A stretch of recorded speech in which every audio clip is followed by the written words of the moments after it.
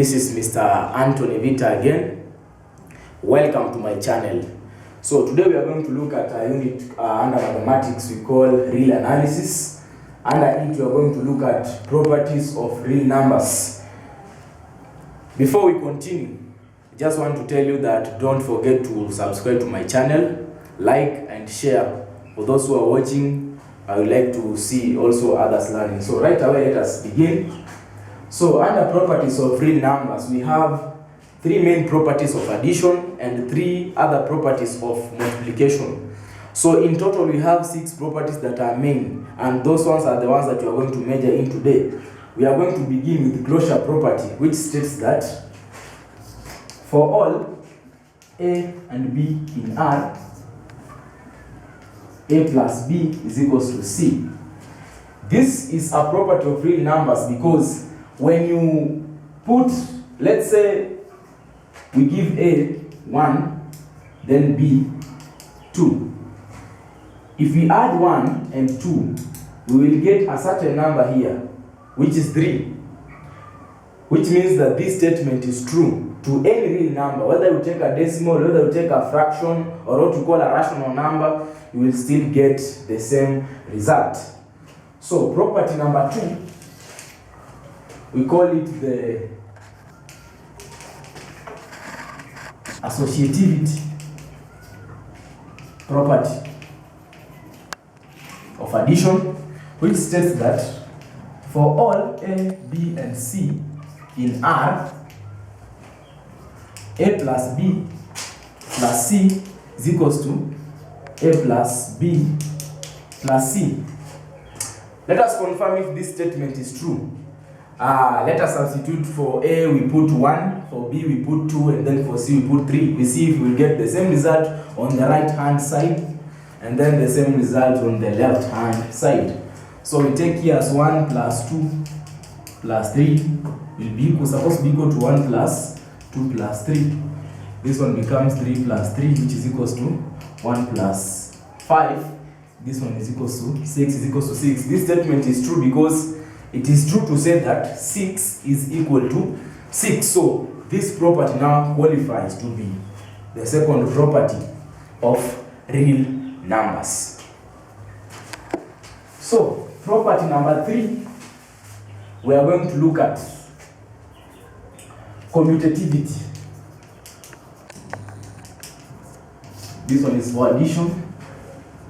This property states that for all A, B in R, A plus B is equals to B plus A.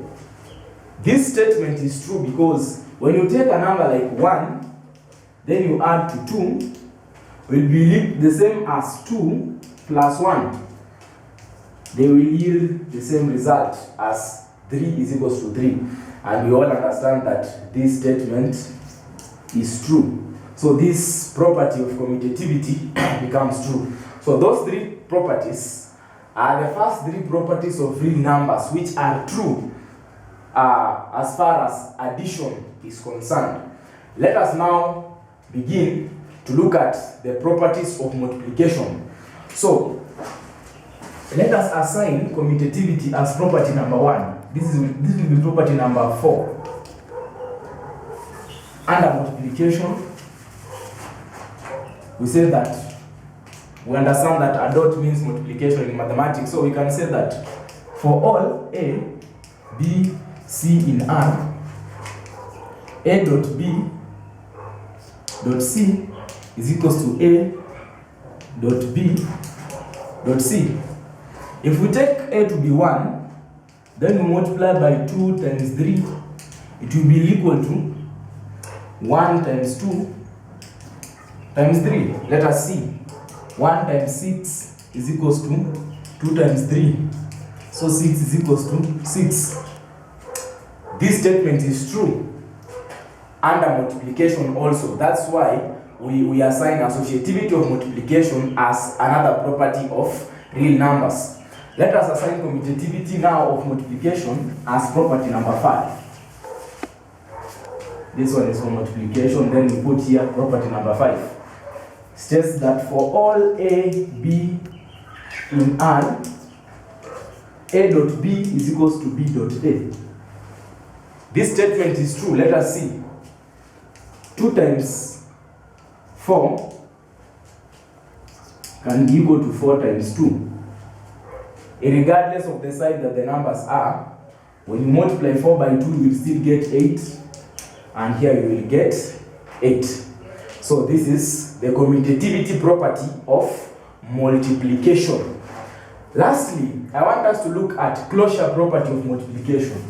Closure property of multiplication is property number 6. So closure of multiplication. So this statement says that for all A, B in R, A dot B is equals to C. Is this statement true? Yes, because when you substitute A with 1, B with 2, will we get a certain answer that exists on its own? Let us see. 1 multiplied by 2, we all understand that the solution is 2. So when you multiply any real number, which is a natural number 1, you multiply by another number 2, you will get a certain answer 3 here. If we take also, let's take fractions. When we look at other numbers like, let's say, fractions, we can take a fraction like 1 over 3, then we multiply by 2 over 3. Let's say if our solution will be the same fraction. So this one becomes 2 over 3 multiplied by 3, 9. Of course, we cannot simplify the fraction because this one is an even number, also a prime number, and this one is an odd number, so we cannot be able to simplify. As you can see here, the answer here is a certain number, which is still a fraction. This one is a fraction and this one is a fraction. So when you multiply a fraction by another fraction, you get another fraction here, which is in the same class of the same number. So when you multiply a fraction with a fraction, you get a fraction. A decimal times a decimal, let's say 2.2. This one you can be able to multiply 21 times 22. 2, 4, 2, 4, 2, 6, 4. So how many decimal places? 2. So the answer will be 4.62. This one is still a decimal. So a decimal multiplied by a decimal, you get a decimal. So that is simply what the closure property of multiplication implies.